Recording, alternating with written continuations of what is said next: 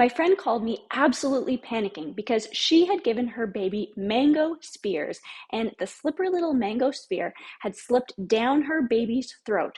Her baby got to the point where her baby was turning blue. She panicked. Fortunately, she had her CPR. She was able to get the seatbelt off, do her back blows, as well as chest thrusts, and get the mango out.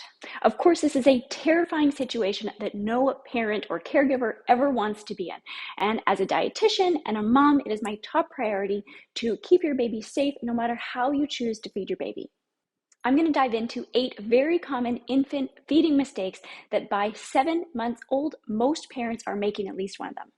And of course, we'll cover easy fixes to make it safe for your baby. I'm going to cover mistakes for both baby-led weaning and pureed feeding, and the last one is the most important, so make sure you stick around for that. So let's talk about what happened with the mango. The first mistake was that it was too slippery. So even though it was technically the right shape of a finger size for 6 to 9 month old, it slid right down the baby's throat and was able to block her trachea. So things that you can do to make it less slippery are you can leave a bit of the peel on so that your baby can grab the peel, or you can coat something slippery. So this could be mango, or it could be any other slippery food in something that they can hold on to. So this could be almond meal, it could be a nut flour, it could be oats, it could be unsweetened coconut, or anything that gives them a little bit of grip to make that food not slippery. The second mistake was that it wasn't easily squishable. So any food that you're feeding your baby, you want to be able to very easily squish between your fingers with not a lot of pressure. Mango is one of those foods that if it's not very ripe, that it can be hard and not very squishable. So you want to wait until your mango is very ripe. Alternatively, you could also steam it, which is going to help break it up and make it more squishable. And of course, after you steam it, you're going to cool it before giving it to your baby. Another common mistake is not being familiar with the safe size for your baby's age. So you may have heard not to give your baby grapes or nuts, and the size of the baby's trachea is about the size of the straw. And so anything that is bitten off or cut into those sizes can get stuck. So I'm going to ask you a question here. What do you think that the top food that babies choke on? Go ahead and put in the comments, and I'm going to tell you later on in the video. For the mango example, the safest way to serve a mango is actually going to be serve it whole on the pit.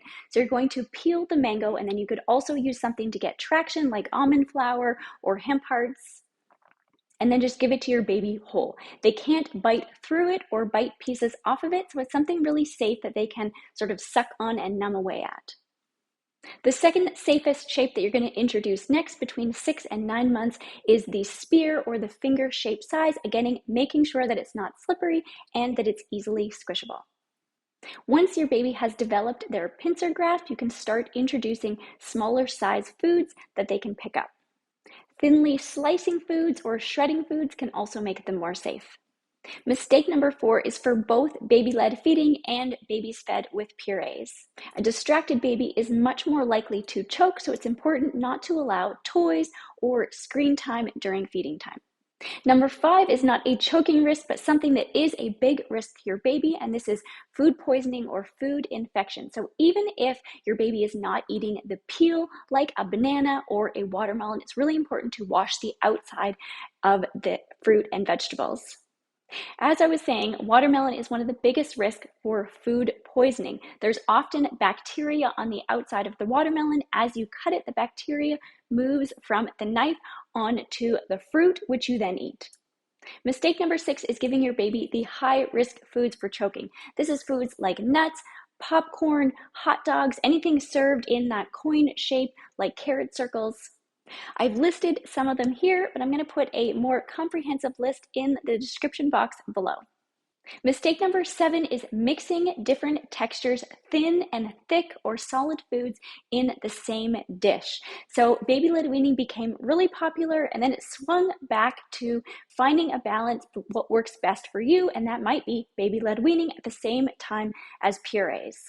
And you can absolutely find what works for your family, but babies drink liquids and eat foods differently. So just like in hospital, if someone is at risk of aspirating and they're on a pureed diet, you wouldn't want to give them a soup with thin liquids and chunks of things in it because they could aspirate the liquid. So you want to separate out when they're eating thin and thick foods. It could still be at the same meal, but if you're doing baby-led weaning, you want to offer them their solid foods that they're going to feed themselves, and then at either the beginning or the end, you might want to offer them a puree.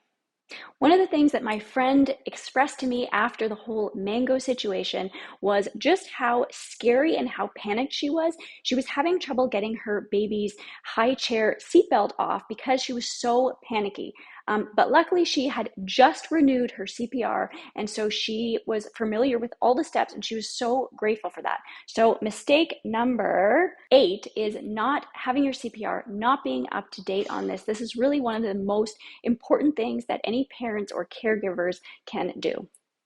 If getting or renewing your CPR is on your to-do list, I'm going to link to my favorite CPR and choking prevention training. So Brandon at Thrive Training Institute is so clear and concise and really just explains things in a way that you're going to remember it.